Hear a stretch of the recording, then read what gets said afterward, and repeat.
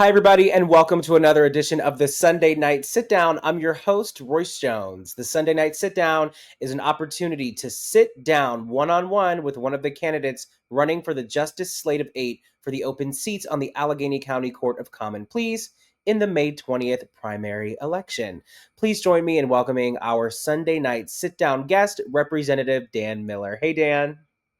Hey, how you doing? Thanks for making the time to talk tonight. Of course, thank you for being here. I'm well. How are you? I'm okay. I'm okay. Just back in from Harrisburg, so glad to be talking more about the judicial race and what we can do to make sure we're improving outcomes for everybody. Very good. Well, we're happy you had a safe trip back from Harrisburg. Let's go ahead and get started. Our first question for you this evening is, what inspired you to run for office? For office, this is, yeah, it's been a little bit since I've been running for office. I appreciate that.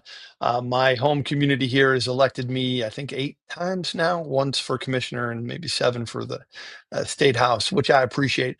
To be honest, my family were immigrants, right? So both my parents, I was the first one born in this country.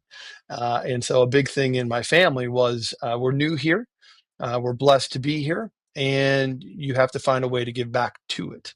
And so my grandmother in particular always would talk to me about finding ways to wear a flag on your arm.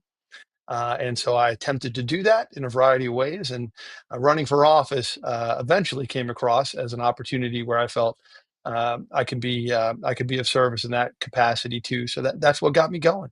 Nice. And how has all of this, politics impacted your life since? Well, yeah, to be honest, the friends along the way, I think, jumps to me as soon as you say that question. The friends along the way have been tremendous.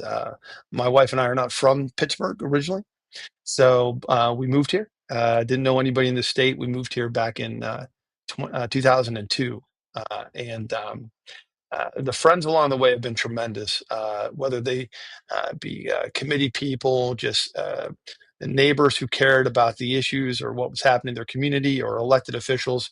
I've been blessed to make a lot of friends. And that would be even when it is all done. That's what will stand out to me is the diversity of my friendships and the depth of them, and how we've worked together, not always in 100% agreement, but worked together to make things a little bit better. And that's important to me. Yeah, and now you're running for judge. What inspired you to take this route? Yeah, I always hoped that my last race would be one for the bench. So I always kind of believed that law was something special. Um, you know, uh, Back when I was a kid, we didn't know any lawyers, right? So that was a new concept. I actually went to school to be a teacher, and ended up teaching for a bit, ninth, 10th, and 12th grade history, then doing a spin in AmeriCorps, where I ended up meeting my wife. Who was incredibly hardworking even back then. I was like, I got to keep up with this woman, right? She's hardworking.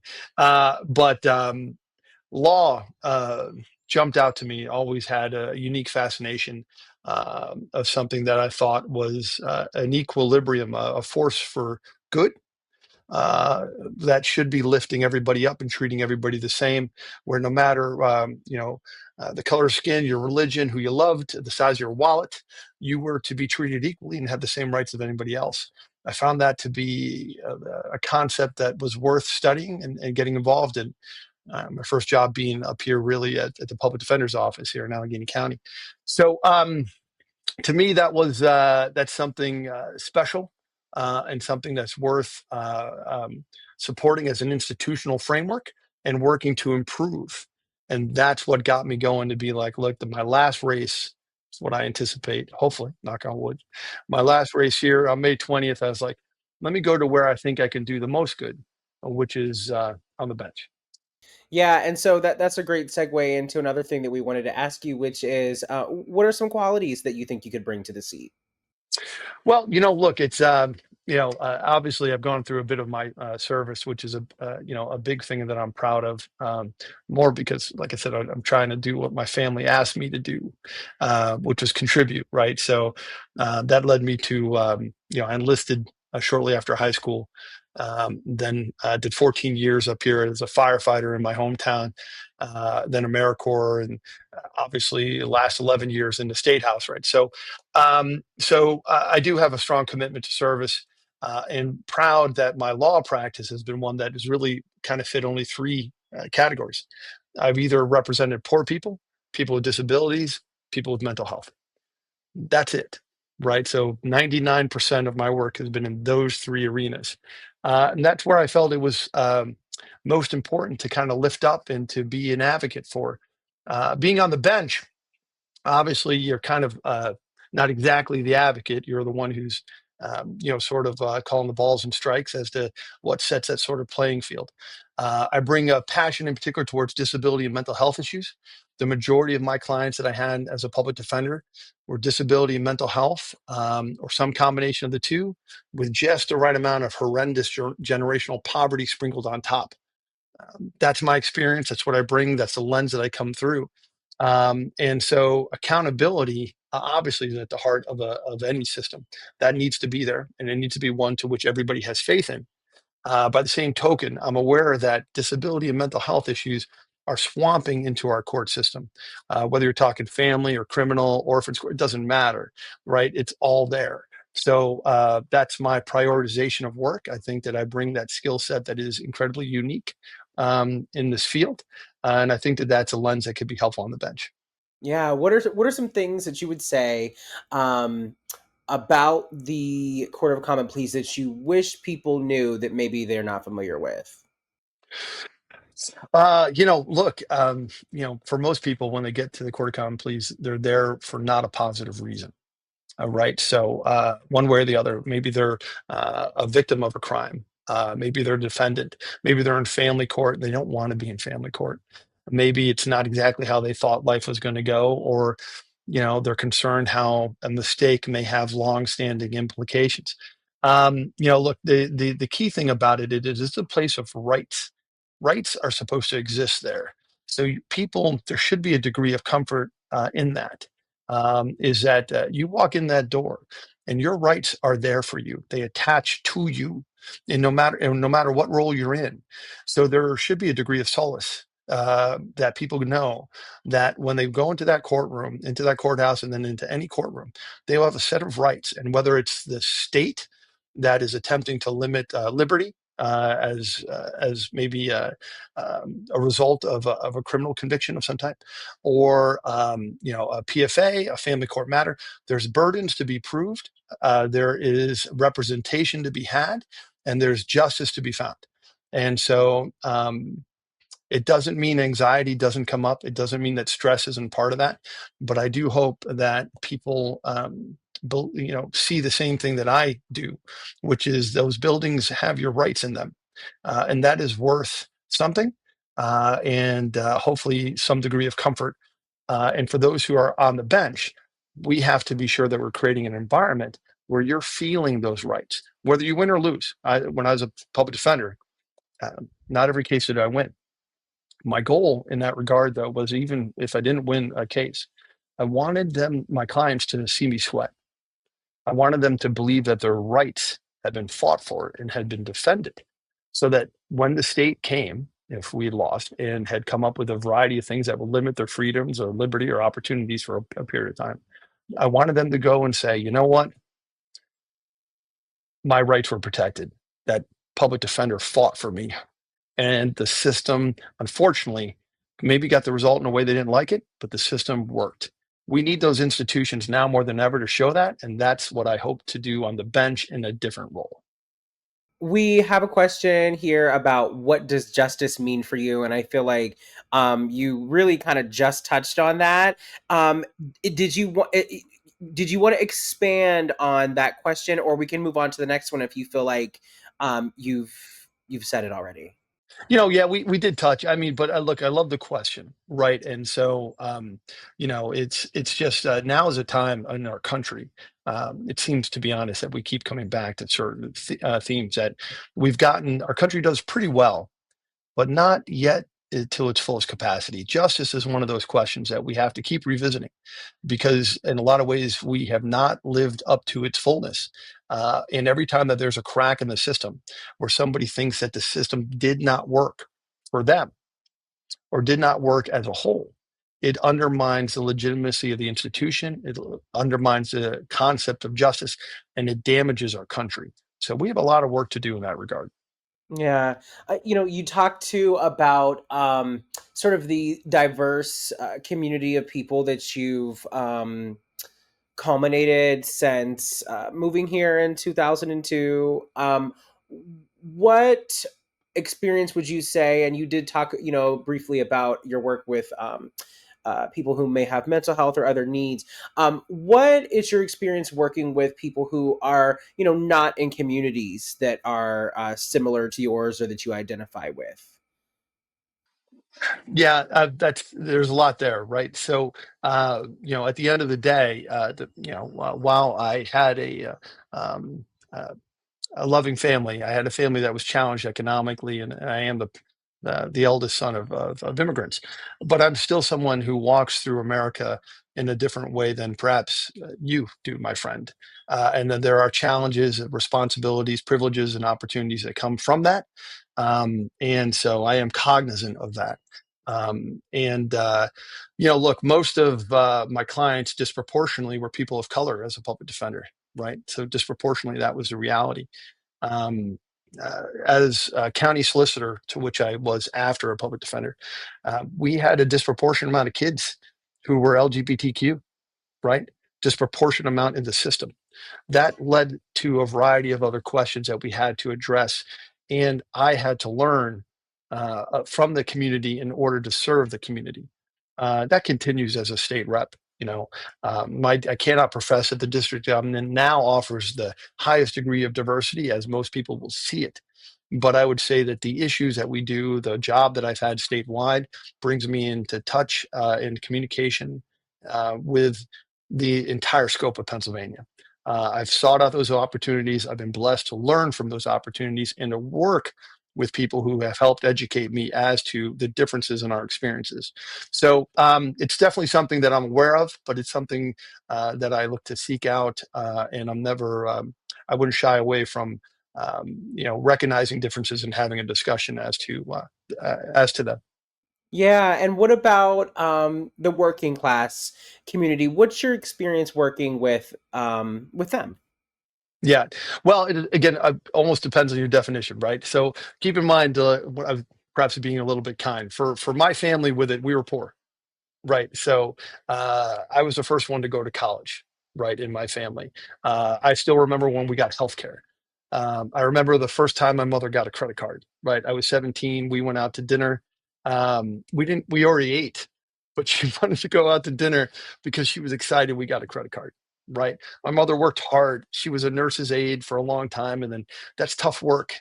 Underpaid work then and underpaid work now. She was working hard, right? She did a night shift, more than not, she did the night shift. My father, for as long as he was in this country, anyhow, worked at a pencil factory. With some of those challenges that came up from that as well. My experience was, we were a welfare family. My sister and I benefited from government programs that gave us sort of a ladder of opportunity, but made sure the floor didn't fall out while my mom in particular got her feet underneath her. We benefited from a strong family that also helped do that. But I try to think we were like a free lunch kid. We were the food stamps kid. We were the church donation kid. The big block of cheese, right? Spam. Come on, right? Like that's where we were coming from. We still loved and smiled and enjoyed our family and every dynamic that came from it. But I remember getting picked on for the free lunch, and I remember those challenges that came up, and I remember how hard my mom worked to get that credit card. So that experience um, is never lost on me, and I never forget where I came from or the price that my family paid in getting me to this opportunity. This next question is very specific, but how would your campaign improve the life of an average 24-year-old? Well, average 24-year-old. So let's also think too. Hopefully the average 24-year-old is not coming to court. Right. So at least if you are, you're coming of your own volition for some issue. Right. So my hope is for the majority of people that they're not coming into court at 24. Look, what I would say, the perspective of hmm, there's 8 spots. Right. There's 8 spots. I'm hoping for one.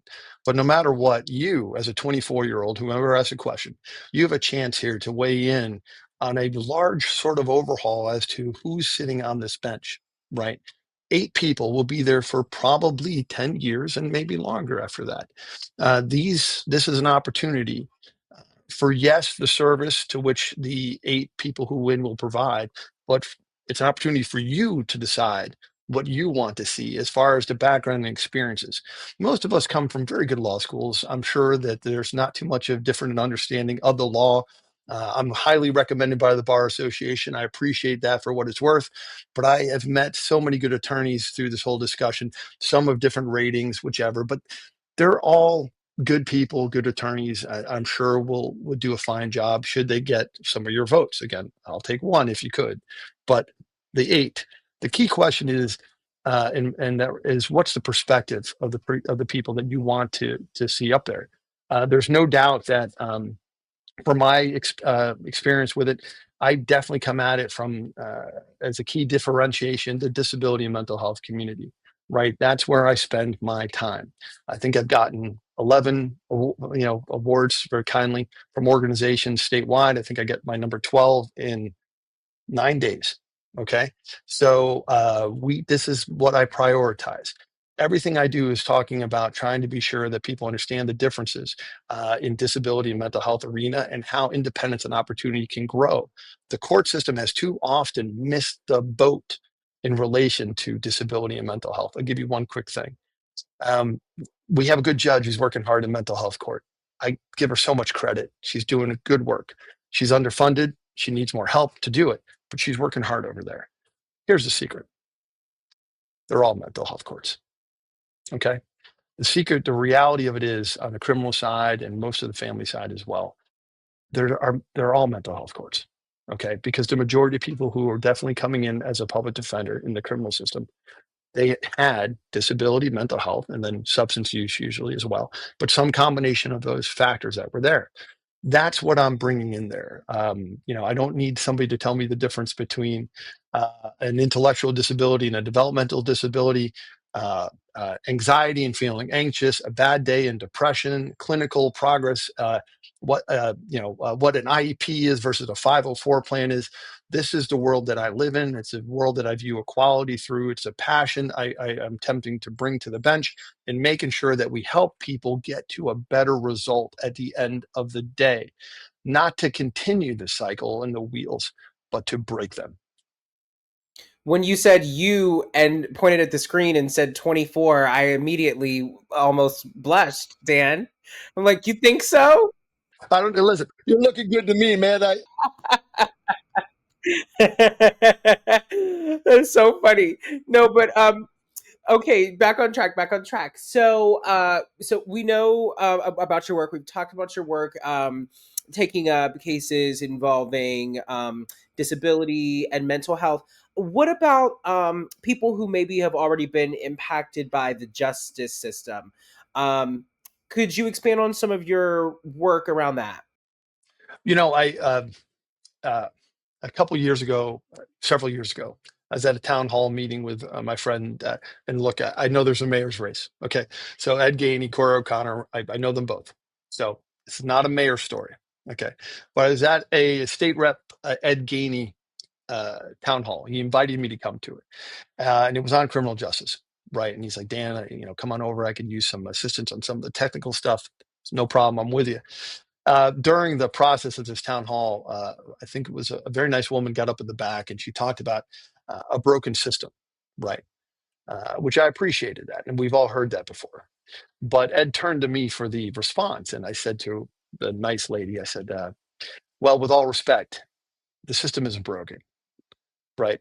And then when I said that, I paused and I got booed. Right? So I got booed. And I got booed because I paused too long. because what I was then saying was, it's not broken. It's doing exactly what it's designed to do. Right. So broken means that something, obviously didn't work. It wasn't designed to do something and then it snapped or something. This one here has been created this way. Now we can debate the intentions or ideas behind its creation, but sure enough, legislators got together and created the system. Judges have interpreted that system, and then policymakers have underfunded whatever benefit they were hoping to get out of that system, and that's what's come about, right? So my point being is that there are a lot of people who have been impacted by this system. And whether we talk about it being broken or we talk about it being not designed well from its creation, the reality of it is there's a human cost that's attached to it. The biggest things that judges kind of get into is on post conviction in this regard. So, post conviction, meaning, of course, after somebody I'm talking in a criminal sense, after somebody has been found guilty or adjudicated in a juvenile context, right? So, post conviction, you find a little more flexibility and understanding some things with it. The struggle for it here is there's almost like a retroactivity question as to the damage or trauma that has been impacted by this poorly designed system. There's changes that you can make when somebody's still in the system, but some people eventually found themselves out of the system. But it doesn't mean they were benefited or their life was improved because of their experience in the system. And that includes, we're talking not just on the criminal side, but on the dependency side. We're talking about foster kids and things like that. There's harm. There's harm. And that answer becomes much more difficult to do when somebody has already left the system. It's a bigger question, really, for our country as to what solutions we can offer. I get very concerned in particular about the young. Most of my time was spent representing kids one way or the other. Um, you know, Kids and trauma, those are lifelong, connections. They are very difficult to untwine. And when the system gets it wrong, the impact can be life altering. Even if the person never was incarcerated, perhaps, it still doesn't mean that the trauma of being in the system does not stay with them. One quick thing here too. We did a report not too long ago that talked about the state of some of the juvenile questions that we have in Pennsylvania. There's a bipartisan report that came out and issued a whole bunch of recommendations. Overwhelmingly, it's been largely ignored, but there's a lot of recommendations there. But it did talk about some of the truths, which is that the longer a kid stays in the system, the worse the results are, right? And that should concern everybody who is expecting better results. The longer a kid is in the system, the worse the results will be. What is your vision for public safety and maybe some community investments to reduce issues of violence? I mean, look, some of that crosses over to the work I kind of still kind of do in the legislature, or when I'm talking to Austin Davis as with the PCCD. So look, there are some other roles that come in that kind of expand beyond, say, the judicial realm. Obviously, what I hope to see and what I hope to continue to be an advocate for is for things that stop people from coming in, right? Or coming back, one way or the other. But we need to talk about those things more as a society. And for some of that, it's as simple as education improvements. Some of that, it's making sure the parents are home more by actually having paid leave and childcare programs, things that are supportive of families. Sometimes it's access to mental health care, right? Sometimes that's a key component that's not there. So all those factors come in depending on the family or the individual that we're talking about. The reality of it is that again, all too often in the courtroom, judges are seeing the results of those inabilities or poor policy decisions, and then the options become more limited as to how to help that individual case in particular. And to be honest, that's one of the reasons why I'm excited to get back into law and back on. My hope is to get to the bench, because I believe that there is a strong opportunity to make that individual case by case difference. That sometimes being in the legislature, we're up here. Uh, Being a judge gives you a chance to go help somebody every day that you're in the court. Yeah, you talked earlier about really wanting people to be able to walk into a courtroom and know that their rights are on their side. They have their rights whenever they enter potentially your courtroom. On that, what does transparency and fairness mean to you? Well, look, they're at the heart of everything, really, right? So it's hard to talk about an ideal government, no matter what branch you're in, without talking transparency and fairness. Part of the things that come up, I try to think about differences judges can make on the ground. Sometimes it's as simple as slowing a matter down and allowing an attorney to go talk to their client. Sometimes I've had one judge in particular I can recall get down off the bench, come down, sit at the table, and talk to a teenager. And sometimes that's making the difference and explaining what's going on. Sometimes it's understanding the child or the individual's diagnosis and knowing how best to relate to that person. Sometimes it's talking to their family or support team on how best to do that or to address. What I know is this: none of it happens without talking, right? And so, first on the listening side and making sure you understand the individual needs of the case and the person, whichever case it could be, and then being willing to reach out. Those are key components to it. I've been in situations where that maybe hasn't happened, and that judges look. There is a need for us to have a court system that is efficient. You can't spend 17 hours on every case on a day. You're going to run out of hours. So you do have cases that need to move through a system, and you have to demand accountability for attorneys and preparation. But you also have to be mindful of the rights. And it is very difficult for somebody to be an informed participant in their own case if they don't understand what's going on. And so finding that balance, being sensitive to those needs and the difference it makes, I think is something that is very important for a judge to do. We are nearing the end. We just have a few more questions left on our list. Um, where do you go to learn about communities, and how do you work to unlearn your own potential biases?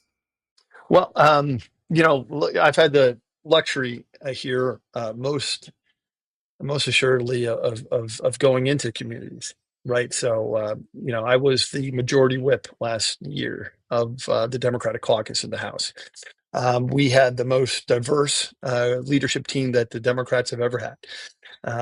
And that brought us into every community. The goal was to be in every community and to do policy committee meetings and to just listen to people, to find what we had in common, to be sure we understood that, but also to understand what we didn't have in common and where our differences in perspective, our privileges, our biasness comes in and maybe almost blocks those opportunities if we're not careful. So, look, the best thing to do is to go into communities, right? So, I've always, like I said, my friends mean a lot to me over this whole experience. I've always appreciated the differences that having such a diverse group of friends brings to that to my understanding, to my practice, to my passion, to the work that I do. So my goal is to be open to communities in every way that I possibly can, which would include going into communities. You can't be afraid to do that. And in relation to bias, I mean, this is it's a constant effort that needs to be done to push yourself, to always be sensitive to it, because every time you're wrong, every time you missed your bias, especially as a judge, you're chipping away into that system that needs you to do better, and the country needs to do better, and we need to do better than we have done in a lot of ways as well. So I take it very serious. I can never profess perfection. What I can tell you is I work very hard. I take it very serious. And so my goal would be to take the same work ethic that I've been very proud of as a state rep and as majority whip and everything else that's ever come with it, and apply that in service of the people here in Allegheny County on the bench. And I think if given the opportunity, I think I can do a pretty good job and hopefully help. Do you have a message for voters who might be hesitant to engage with your campaign, maybe just because they don't know about the importance of a judicial race. Well, look, I get that too, right? I think that to some degree there is a distance that a lot of people feel. Like I told you, I didn't know an attorney growing up, right? I didn't know an attorney. I didn't know a judge. I didn't know. I don't even remember when I found out where the courtroom was, right? Courthouse was. So no, there is a distance that come up. A state rep, we're on the streets. You're more likely to bump into us, a giant eagle. As a judge, you may bump into us and you may never know who we are. So there is that distance that comes up. It's a little bit different. The challenge, though, about it is that these are generational opportunities. The way things are structured, getting 8 openings, it's not gonna frequently happen, right? So I do hope that everybody takes a chance to push themselves in this regard to do a little research. And this is what's so good about slates. They kind of pull together some shared um, uh, concepts that kind of link candidates across the board and do a little bit of that work for you, right? So hopefully you'll find that value. But no matter what with it, it's all I can tell you is that in my years of public service, in my years of electoral office, I've never found things change without voting. So if you believe we can do better, then you must get involved. And if you believe it is right to expect better, then you must vote. Uh, I hope to be one of your 8, but just stand by 8 people who you can have faith in. Not that you're going to see perfection, but you're going to see 8 people who you go, you know what? I think that they represent an ideal set that I believe can help make things improved. And what I always say is, would you want your loved one in front of the person who's running for judge? I view that question very seriously. If the answer is no, don't vote for that judge, right? But if you have a son, a daughter, a cousin, a grandson, whatever it could be, granddaughter, would you want them in front of any one of these 22 options? Who would you want them to be in front of more to hear their case and to reach a judicious decision? I think those are big decisions, and I hope people make a little bit of time in a busy life to figure out what to do by May 20th. Is there anything we didn't touch on this evening that you wanted to talk about? Well, I've been disappointed on the Pirates. So it's been a tough stretch. Now look, it's now I appreciate very much. I want to thank you for making time to talk to me today, and for everybody who makes any time to listen on this race. I know there's a lot going on in the city. I know you guys are occupied in a bunch of big things. So but I appreciate you looking into this race, talking with me a little bit to get to know me a little bit better. Check me out on votedanmiller.com if you want to know more. You can kind of Google. I've been around a little bit as we went over. um, you'll, you'll find me one way or the other. So I appreciate just talking with you today. We have one final burning question for you, and this is the hardest question you'll answer all night, and that is, what brings you joy? My son, my son, he's 18. To be honest, we just had to get him to karate. So he's graduating this year. We're very proud of him. We saw Thunderbolts, right? So we still work in those Marvel movies together. So spending time with him brings me joy, and I'm very lucky to have him. Nice. Well, thank you so much, Representative Dan Miller, for joining us this evening and letting us pick your brain and get to know a little bit more about you. We want to thank everybody for watching the Sunday Night Sit Down this week. Remember, if you like what you heard, please make sure that you are registered to vote as a Democrat on May 5th and vote for the Justice Slate of 8 on May 20th. My name is Royce Jones. I'm your host. Good night.